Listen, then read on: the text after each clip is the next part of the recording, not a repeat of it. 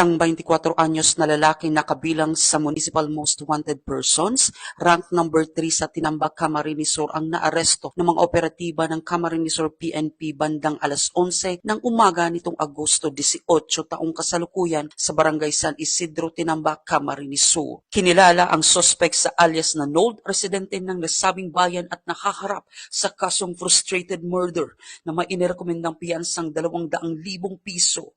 Matapos ang pag-aresto, ipinalam sa kanya ang kanyang Miranda rights bago dinala sa nasabing himpilan para sa dokumentasyon at isinasailalim sa medical examination bago ilagay sa custodial facility. Pinangunahan ni Police Captain Jeffrey A. Escolano, hepe ng Tinambak MPS, katuwang ang mga tauhan ng 83rd Infantry Matikas Battalion, 9th Infantry Spear Division, Philippine Army at Camarines Sur 2nd Provincial Mobile Force Company sa pagsasagawa ng Manhunt Charlie Operation na nagresulta sa pagkakaaresto sa suspect. Ayon kay Police Colonel Tyrone Ardo Timas, officer in charge ng Camarines Sur PPO, patuloy na paiigtingin ng Camarines Sur PNP ang manhunt operations laban sa mga wanted person upang matiyak ang kanilang pananagutan sa batas at mapanatili ang kapayapaan at seguridad sa lalawigan. Mula dito sa Camarines Sur Police Provincial Office, ako po si Police Staff Sergeant Gerald A. Corporal, nag-uulat sa Police News Network.